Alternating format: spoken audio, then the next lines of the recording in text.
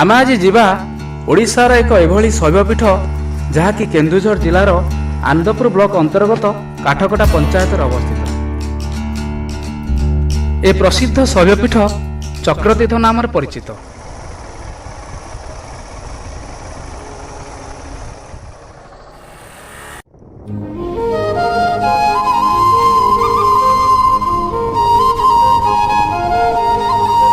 ଦେଖନ୍ତୁ ରାସ୍ତାର ଦୁଇ ପାର୍ଶ୍ୱ କେତେ ମନୋହର, ପାହାଡ଼ ପର୍ବତରେ ଘେରା ଦୃଶ୍ୟ ଅତ୍ୟନ୍ତ ସୌନ୍ଦର୍ଯ୍ୟମୟ। ଏଇଠୁ ଚକ୍ରତୀର୍ଥ ଆଉ ମାତ୍ର 6 କିଲୋମିଟର ଅଛି। ଏହି ଶୈବପୀଠ ଯିବା ପାଇଁ ଦୁଇଗୋଟି ରାସ୍ତା ଅଛି। ଯଦି ଆପଣ ଭଦ୍ରକରୁ ଆନନ୍ଦପୁର ମୁଖ୍ୟ ରାସ୍ତାରେ ଆସୁଛନ୍ତି ତେବେ ତରତରା ଛକରୁ ଡାହାଣ ପାର୍ଶ୍ୱକୁ 11 କିଲୋମିଟର ଯିବା ପାଇଁ ପଡ଼ିବ। ଆପଣଙ୍କୁ ଯିବା ପାଇଁ କୌଣସି ଅସୁବିଧା ହେବ ନାହିଁ, କାହିଁକି ନା ଏଠାକାର ରାସ୍ତା ଓ ଗମନାଗମନ ଅତ୍ୟନ୍ତ ଉଚ୍ଚ କୋଟିର। ଆଉ ଯଦି ଆପଣ ଆନନ୍ଦପୁରରୁ ଭଦ୍ରକ ମୁଖ୍ୟ ରାସ୍ତାରେ ଆସୁଛନ୍ତି ତେବେ ଏହି ତରତରା ଛକରୁ ବାମ ପାର୍ଶ୍ୱକୁ 11 କିଲୋମିଟର ଯିବା ପାଇଁ ପଡ଼ିବ। ତାପରେ ଆପଣମାନେ ପହଞ୍ଚିବେ ଏହି ପ୍ରସିଦ୍ଧ ଶୈବପୀଠ ଚକ୍ରତୀର୍ଥ ଠାରେ।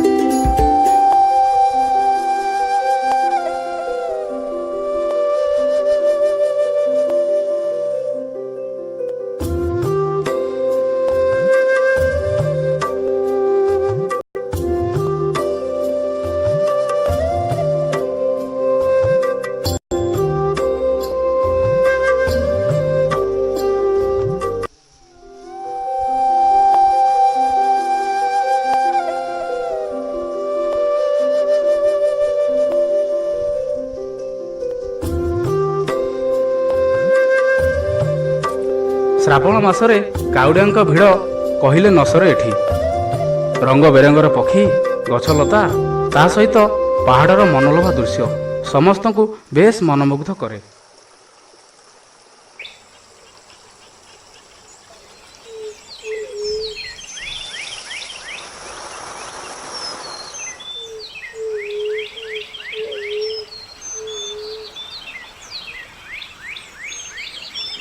ଏଠାରେ ଥିବା ଶୈବପୀଠ ପ୍ରାକୃତିକ ସୌନ୍ଦର୍ଯ୍ୟରେ ପରିପୂର୍ଣ୍ଣ। ପୁନଶ୍ଚ ଏଠାରେ ଥିବା ଝରଣାର କୁଳୁକୁଳୁ ନାଦ, ତାହା ସହିତ କ୍ଷୁଦ୍ର ଜଳପ୍ରପାତ ପର୍ଯ୍ୟଟକମାନଙ୍କୁ ବେଶ ଆକୃଷ୍ଟ କରିଥାଏ।